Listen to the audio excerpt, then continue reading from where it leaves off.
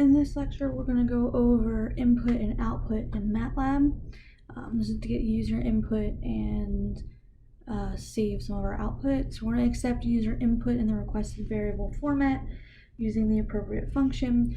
We're going to understand the format of the responses from your user depending on the input format that you used, and we're going to debug input statements. So input statements allow the user to input information with little knowledge of the code.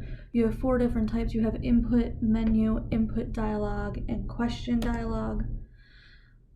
Input allows the user to input numerical data into a command string. For example, it's your variable equals the input function, and in your parentheses, in single quotes, you have string, which is the question you are asking. So if I say my scalar is equal to input of enter a number colon space, I'm going to prompt the user to enter a number. My matrices, I can prompt the user to input a matrix, or I can prompt the user to input text by putting after the question in my input function a comma and then single quotes to tell MATLAB that I want text. So I have my expression h is equal to input, and then I'm asking the user to input the max height in inches. So let's see what happens for a few different inputs.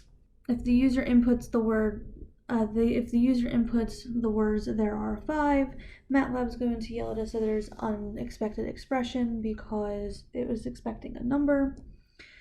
If the user just types the word 5, again, we're still going to get an error because it's saying that it's an undefined function or variable because we're still looking for a number and it's looking for the variable name 5. If the user just hits enter and doesn't enter anything, we're going to get an empty matrix in our variable h. If I type the input g is equal to input of enter paint color, and I want text string this time by telling MATLAB with the S in quotations here. If the user enters 15, it's going to have g is equal to 15. However, 15 is stored as 2 text characters, 1 and 5. So if you attempt to use it as a number, say I do g plus is equal to g plus 5, I'm going to have g is equal to 54 and 58, because MATLAB stores the characters using the, again, ASCII codes in a vector form, which for 1 and 5 are 49 and 53, and then it adds 5 to them. So how do I use an input statement menu? The menu gives a variable, so if we use variable is equal to menu, and then in parentheses we have string, comma, option 1, comma, option 2, comma. This is the input statement for a menu, where the first thing is the variable where you're storing the ordinal value of the selection. String is the text string that will prompt the user to select an item in the menu. Option 1, 2, etc. are the text strings that appear on your buttons. And a 0 is saved if your menu is closed. So this is what a menu looks like. So say variable equals menu, title choice 1, 2. I'm going to have a menu. It has title, which is the question that I'm asking, and has its choices. Question dialog creates a pop-up dialog that allows the user to select one of 3 options. It's like the menu, but you only have 3 options instead of endless options. It saves as a text string, not the ordinal value, whereas the menu saves as the ordinal value. So the MATLAB input for a question dialog is you need the variable that you are storing it in is equal to question dialog of, and then you have your question string, your title, your output 1, 2, and 3, and then you have your default option. So Q string is the question being asked, title is in the title of the dialog box, option 1 is your text for buttons 1, 2, and 3 respectively, and default sets the default option. So if I type variable is equal to question dialog of question title op 1, 2, 3, and then option 3 in MATLAB, what am I doing? Well, I'm going to create a dialog box that pops open that has a title, which is title, the question I am asking, with 3 options, and I set the default option to be option 3. So if I do status is equal to question dialog of are you an extraterrestrial, it creates my dialog box. It asks me, are you an extraterrestrial? I did not set a title for this box, and the default options are yes, no, and cancel. So the response is going to be stored as a text string containing the text of the button click. So if I click yes, my response is going to be a text string containing the word yes. In this example, I do visits equals question dialog of how many times have you visited Earth, comma, tourists, comma, 0 to 2, 3 to 10, or more than 10, and I set the default option to be 3 to 10. So this is my pop-up box where my title is tourists. Here's my question that I am asking, with my 3 options and my default one being 3 to 10. Again, the last entry in the string enters your default option. So we have input dialog, so variable equals input dialog of instructions. The variable is again, it's going to be a cell array where your response is stored. The instructions are a text string or cell array containing a text string. It saves as a cell array, whereas before we had it storing as a numerical value or text. The optional inputs control your title, your default button, and different button labels.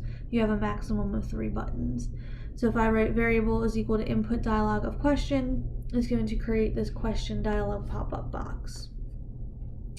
So let's review our input statements. We have scalars, vectors, and matrices. It inputs numeric format for our input. So we have variable equals input of a string will give us a numerical value. We have text, we have characters and text strings. I can do input variable of my string, comma s. This comma s is important. It tells MATLAB that you're expecting a text string and not a numerical entry.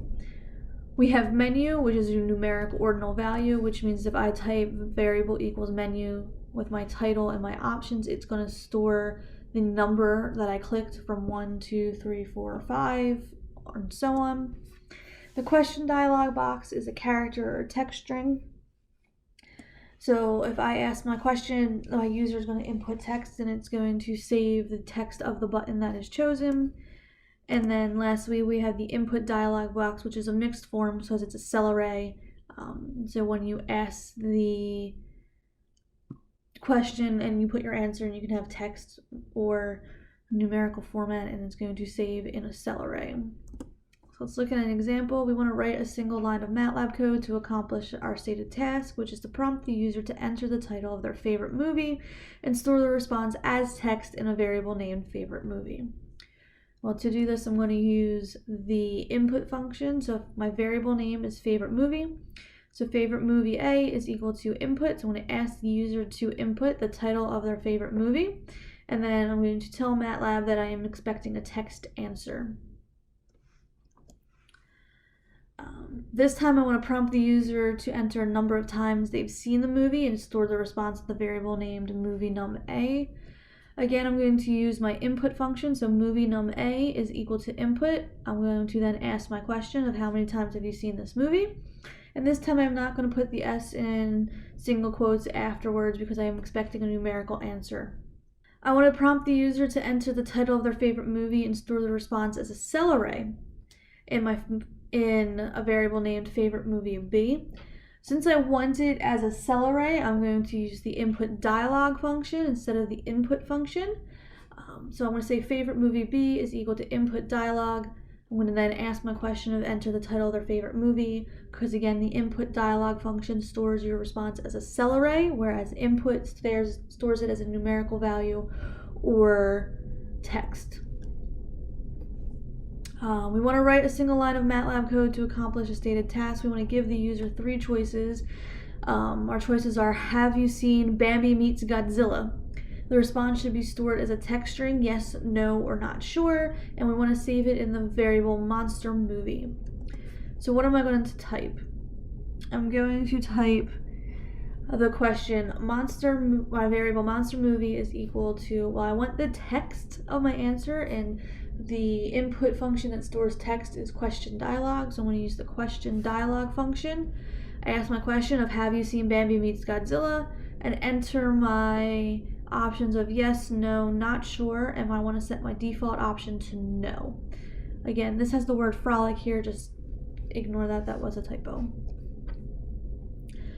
So I have another example of I want to use a menu to allow the user to choose an integer between 0 and 5, and I want to store the chosen integer in a variable named movie_num_b. So I'm going to use my menu function because the menu allows you to store an ordinate value, which is a number. So my variable movie_num_b is equal to menu, and then I ask my question, which is how many times have you seen your favorite movie? This is the input question, and then I list my options of 1, 2, 3, 4, and 5. Notice here I close the parentheses, which means I am ending the menu function inputs, and I have a -1, and that is because I want to store the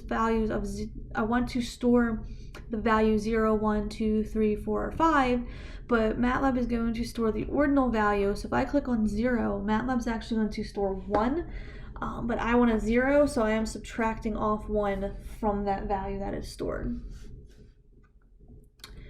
I have another example here. We have the follow cell array that says flavors is equal to chocolate, vanilla, and strawberry. We want to write a code to create a menu using the data stored in flavors.